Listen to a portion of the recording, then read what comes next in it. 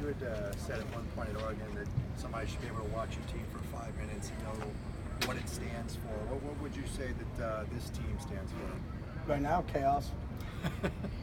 So Okay. we're getting there. But I would say chaos if you ask me that after 5 minutes. Okay. What are you trying to get I don't know. to? What do you guys? You watch 5 minutes? What do you think? Well, it looks pretty similar to what the themes were at Oregon, which were play fast, go hard, and finish. Yeah, but I mean, I think everybody wants to do that. Everybody wants to play fast, and play hard, and finish. So they just can't be words, though. They have to be actions. So that's what we're trying to take our words and put them into action. So good point, though.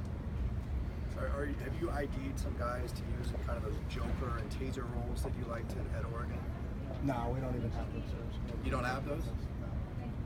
So we're pretty straight. Wideouts are wideouts, runningbacks are runningbacks right now. Tight ends are tight ends. Coach, when you say chaos, how is that kids just trying to acclimate themselves? Or? Yeah, and that's part of the process. I mean, for us to, if it was smooth on day one, then maybe we're not putting enough in, but we're not challenging them enough. So they're still trying to figure us out, and it's an entirely different deal because we have either 38 or 40 new faces that weren't here for spring ball. So the group of guys we signed, we added 2 grad transfers, and then we have a good amount of walk-ons that are running around there. So a lot of the guys that are going through what we're going through right now and through 5 days weren't here for the spring. So it's the first time they're ever hearing what this individual drill is or what this third drill and kickoff coverage is, because they were never there for any part of the spring. So with some of the older guys, you're building up for things that you started during spring practice. But right now, we've got so many new faces because we're such a young football team that it's still new for those guys. So we're trying to bring them along at a decent speed and not try to lose anybody in the mix.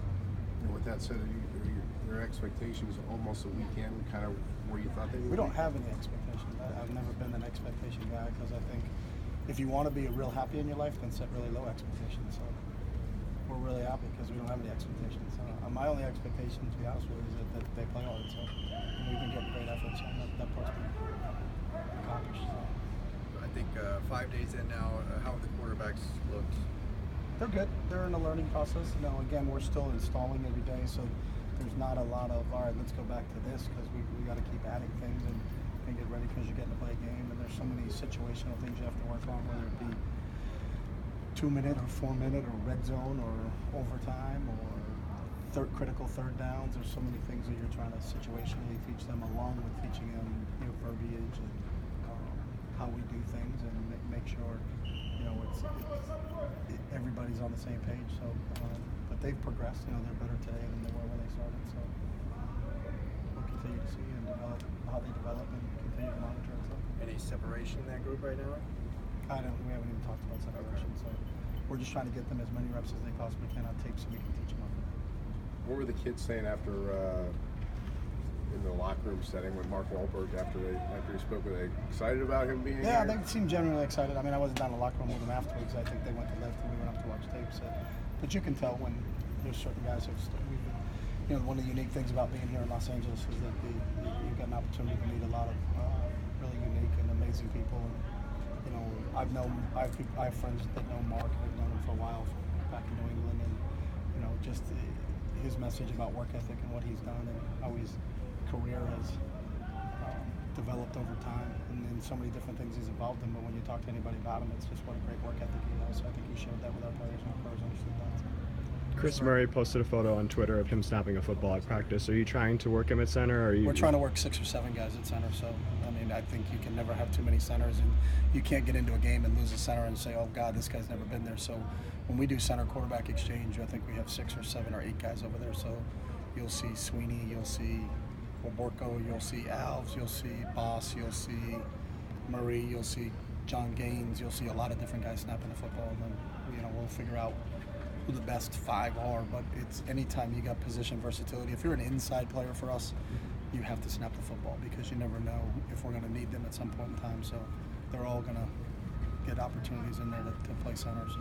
Is that kind of the main offensive line cross training, is just guards to centers as opposed to tackles and guards? Everybody plays every position if they have to. I mean, that's just the nature of what we do. You don't have, especially us, we don't have a lot of returning depth, so we're still trying to plug and play. And again, we're 5 days into it. So from an evaluation standpoint, to say this guy is just this, I don't think we're going to pigeonhole anybody right now. We're going to make sure we always play with the 5 best guys. So. How important is shuffling guys in and out and building playable depth to what you are trying to do here? Well, I think anybody, you need depth. So it's whether you're shuffling it or organically letting it happen or making it happen. Is that to play college football is a lot of games. You need to be able to be deeper than one deep. So that's what we're trying to figure out right now. How hard is it for a true freshman to play offensive line?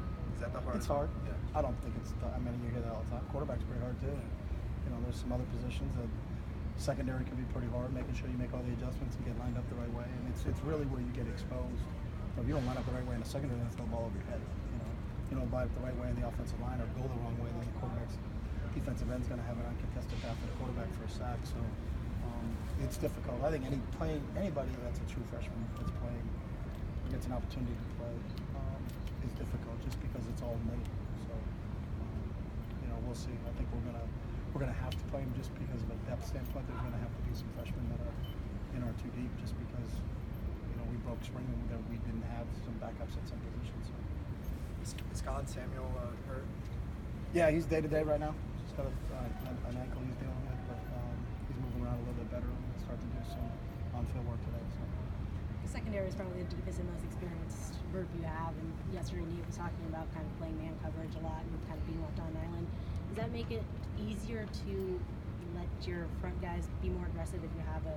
No, that was just what we were doing in practice yesterday. So that's not like this is what our game plan is for the entire year. It's if you play corner here, you have to be a good man corner. You got to be a good zone corner. So depending on what the emphasis is that day, there may be a day where we're featuring a lot more man coverage than we are zone coverages. So, but obviously, overall, taking the grand scheme of it, if you can have a corner that you can shut down a receiver and not worry about covering that side of the field, then that's a positive. You had said for this team to be really good, the defense has to be really good. What's it going to take to get there?